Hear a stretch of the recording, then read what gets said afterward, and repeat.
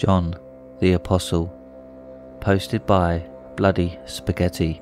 Once, a teenager had lost a bet and was forced to spend a night at an abandoned house. He wasn't easily scared, so he took up the challenge, letting his parents know he'll be out camping with his friends. He packed up a sleeping bag, a couple of bottles of water, and a few snacks. At dusk he arrived at the chosen abandoned house, surveying the area for any signs of life. He didn't see anyone out there but himself. The building was in terrible condition. The walls were blackened with soot and covered in all sorts of profane graffiti markings. The teen was about to walk inside the building when a gruff voice called out to him from behind. A homeless man stood behind him, appearing almost out of thin air. He was tall and skinny, deathly skinny. One of his eyes was completely clouded, and his teeth were brown from decay. What was left of them? He was clad in torn and dirty clothes, befitting a homeless man. The man kept mumbling something under his breath before issuing a warning to the teen. "I wouldn't go there, boy. Someone already lives there." The teen felt cheeky and quipped in return, "One of your buddies lives here." "Oh, no. Something else lives there," the man slurred out, almost fearfully. "I'll be fine," the teen said before walking inside the dilapidated structure. "People who enter after dark don't leave the place, boy. You hear me? Come out while you can." The homeless man's shouting echoed through the wreck. The teen thought the man was absolutely crazy and decided to ignore him. He knew all about the ghost stories surrounding the place, but he didn't believe any of them. Instead, he looked around the decaying building for anything remotely interesting or dangerous, but he could not find anything other than charred furniture and blackened walls. In one room, he found a pile of old, ragged clothes in one corner. It seemed newer than the rest of the stuff in the building, but he couldn't be sure since it was getting dark. Feeling tired, the teen made his bed in that same room and went to sleep there. The night passed peacefully for him. Right before dawn, though, the sound of a child weeping awoke him. The moon was illuminating the room he was in, its golden light caressing what the teen had thought was a pile of clothes. Fear gripped at his throat as he sat face to face with the skeletal remains of a man, an ancient corpse with too many holes in the skull. The weeping got louder, but he didn't pay it any mind. Instead, he raced outside as fast as his feet would carry him. Leaving his sleeping bag behind, the boy raced out of the wreckage. He ran and ran until he ran into that same homeless man that had told him to stay away from the building. "Whoa, boy. Watch what you're doing," the man croaked as he stopped the teen. The boy was heaving and shaking, his skin as pale as a ghost. "Oh, it's you. I told you not to go there. Did you see it? Did the thing see you?" The homeless man questioned.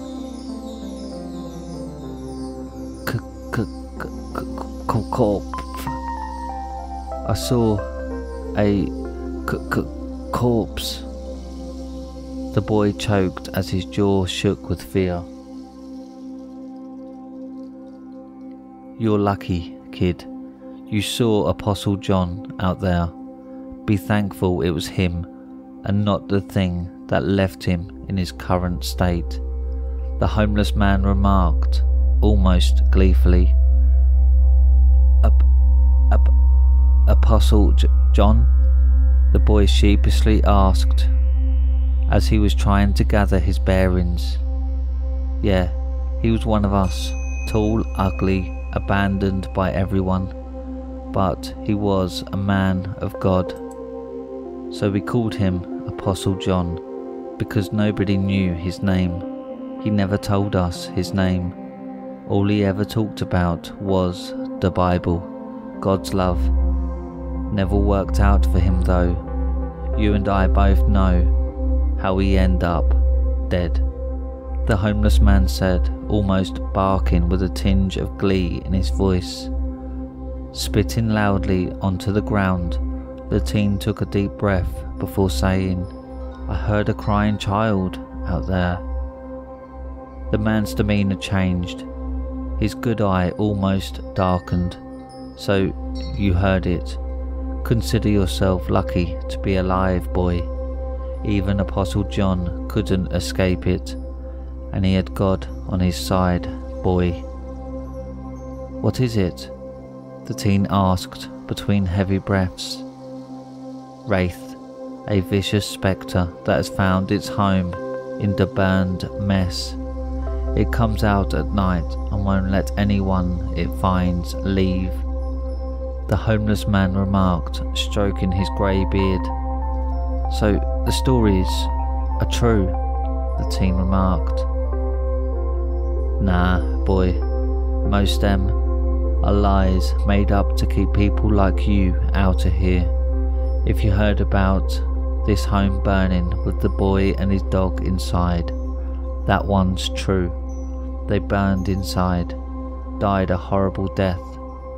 I was wee small, smaller than you when it happened," the homeless man reminisced.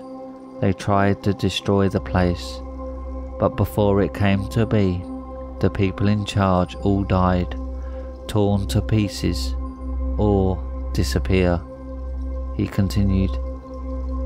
"So they kept it alone, not letting people in until they figured it's safe. When sun is out, then they forgot, but we never did. We kept the memories alive." "What about the weeping sound? Is that the ghost of the child?" the teen asked. "Dunno, boy, dunno. Some say the two was joined at the hip. I heard people saying it looks like a werewolf with two kiddie hands dangling on its trunk and a human face on the side of the head. I dunno. Never seen this thing. Apostle John heard about it. He wasn't local, so he wanted to fix this. We tried to stop him, but couldn't. I heard screaming and begging for help that night." Tears formed down the homeless man's eyes. He was a good man, a man of God. It killed him. The teen stood there watching the homeless man well up before offering his condolences. The homeless man told him to stay away from the building while it was still dark. He told him to stay away from the place at all costs. And when the teen quipped about wanting to get his sleeping bag back, he said that it's probably torn to shreds by then. The teen refused to listen and waited for the sun to rise before he went back inside the abandoned building. The first thing he noticed was the vapid stench of wet fur assaulting his nostrils. He cautiously made his way to the room in which he had slept, trying to be as quiet as possible to avoid detection by whatever was inside. Soon enough, he was once again face to face with Apostle John, the rays of sunlight making his torturous demise all the more obvious. His skull had way too many holes, his chest cavity was crushed, and one of his legs was torn off. The teen felt uneasy as his eyes darted for his sleeping bag. The hairs on the back of his head stood when he saw it was turned and ripped into shreds, and the crying of a child tore through the silence right behind him.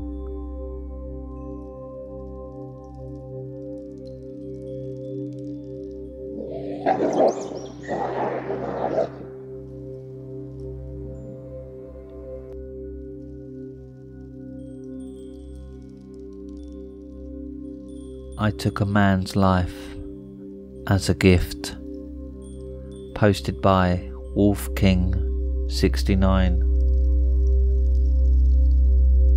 25 years ago, I took a man's life, and everything changed. It helped me become a father, a husband, and good person overall. Now that man has come back to haunt me.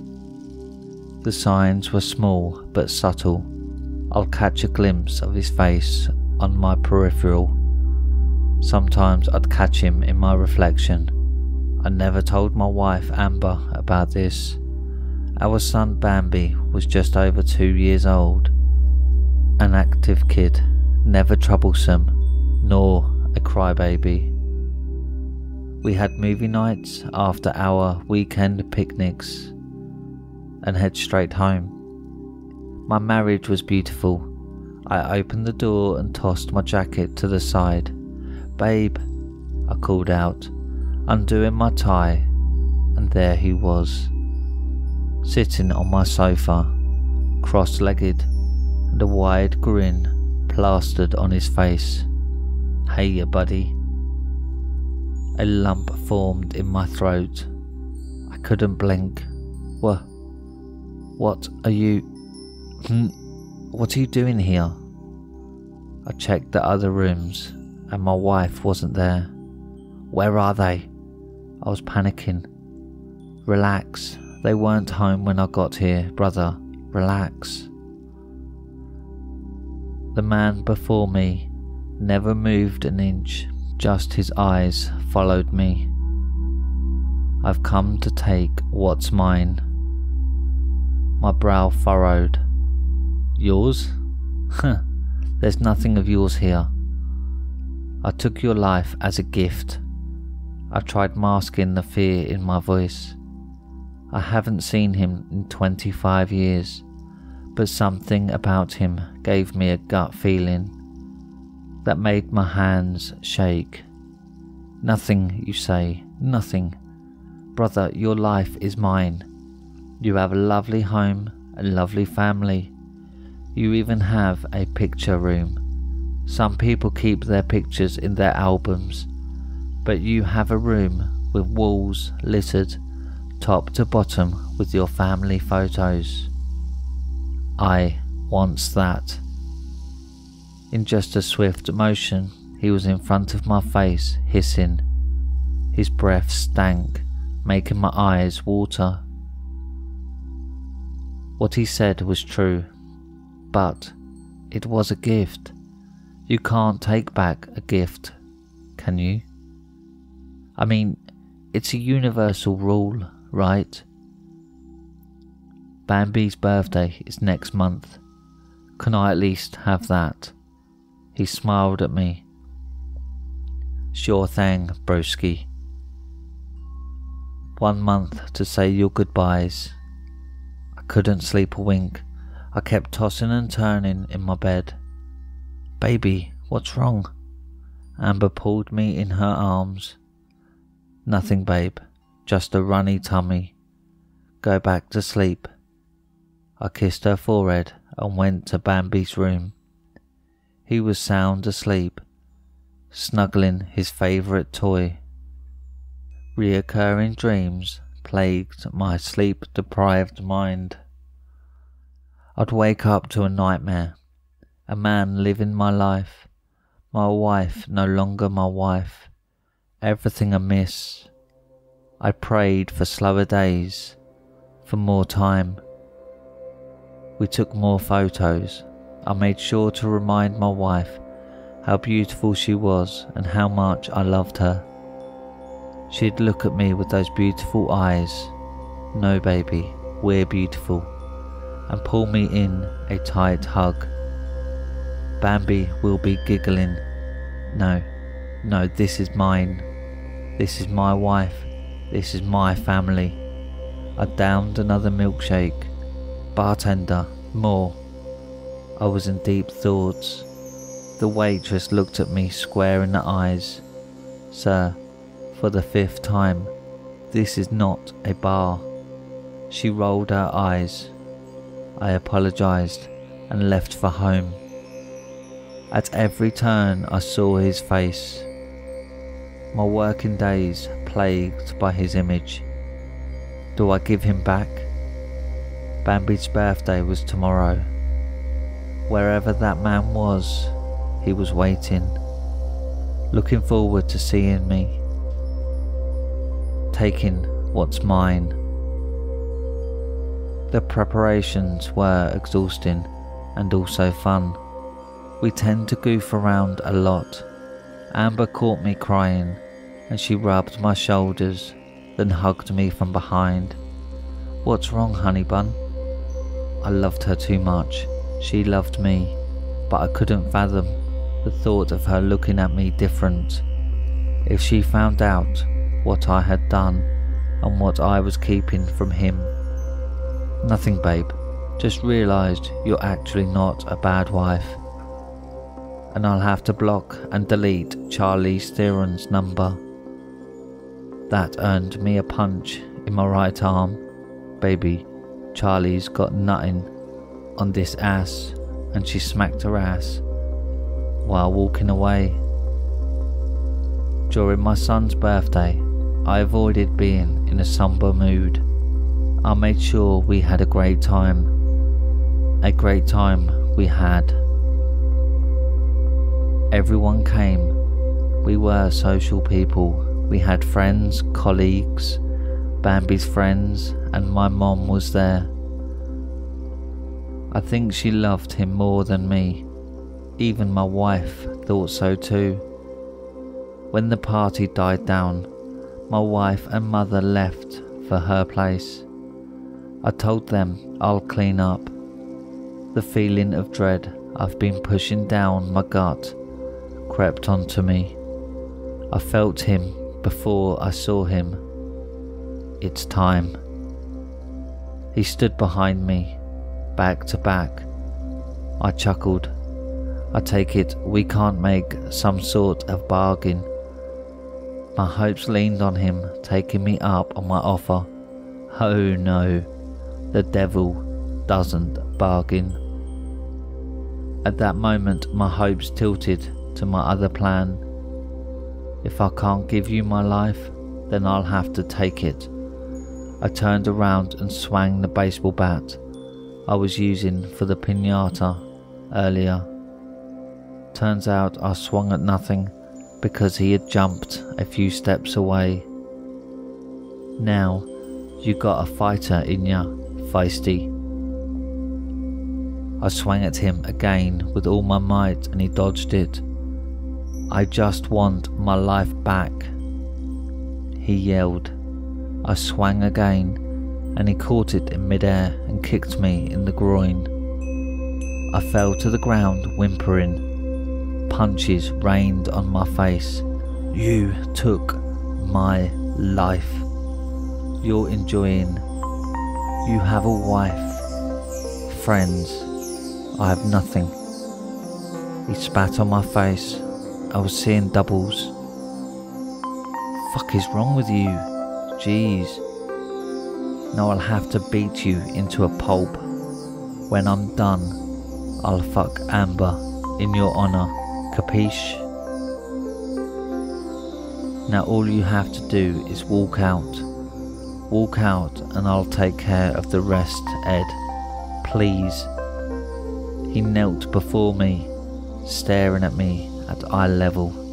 I balanced myself and headbutted him as hard as I can, my forehead colliding with his. He cried in agony, cussing as he tumbled over. I swung the baseball bat to his ribs and he wailed in pain. I was onto him, squeezing the life out of him. Gritted teeth and bloody nose. That's my wife. That's my life. That's my son.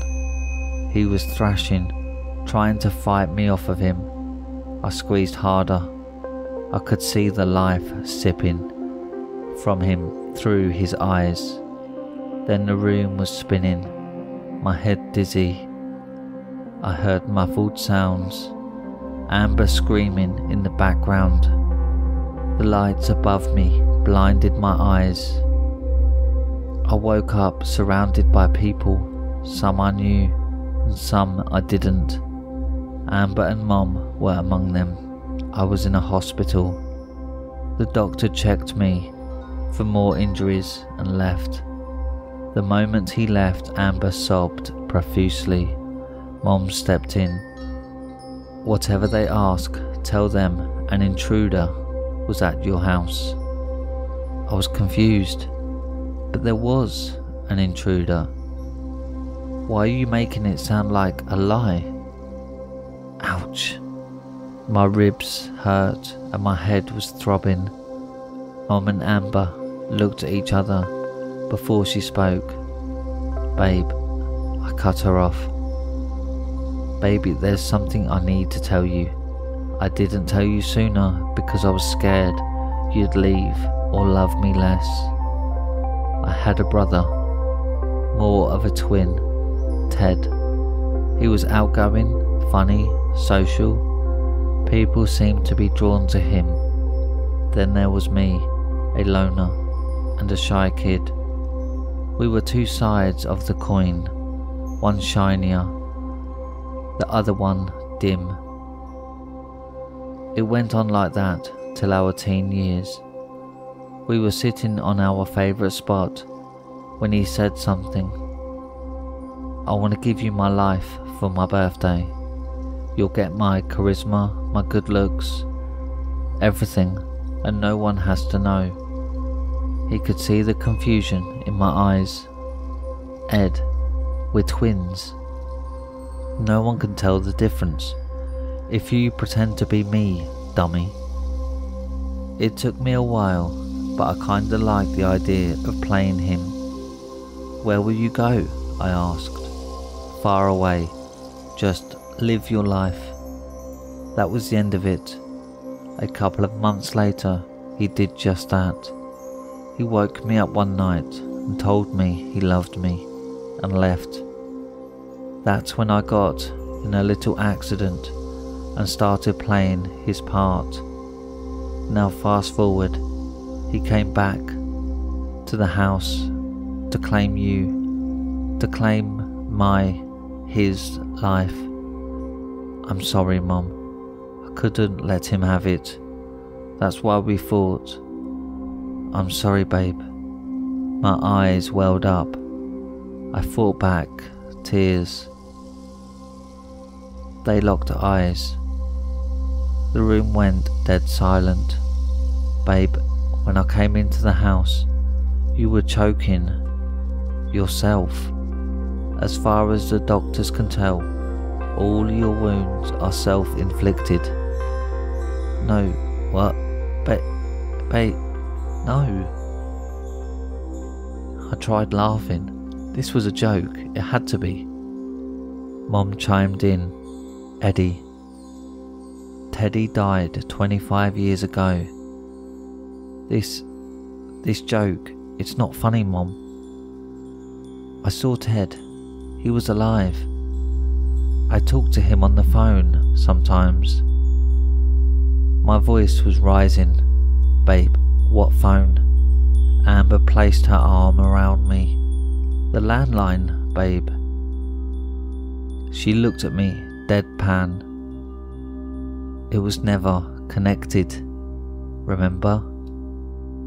I did remember, but somehow I forgot. It felt distant. Ted committed suicide.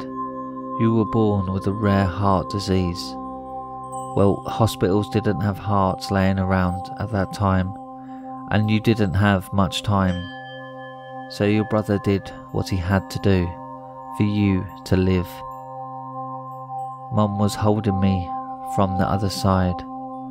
After the transplant, your mannerisms changed.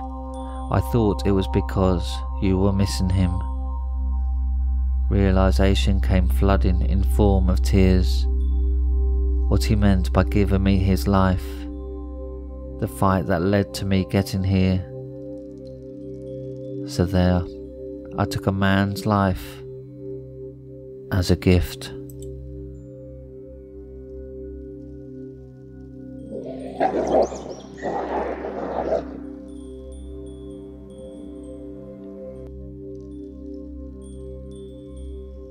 And that's it for tonight, my little hellhounds.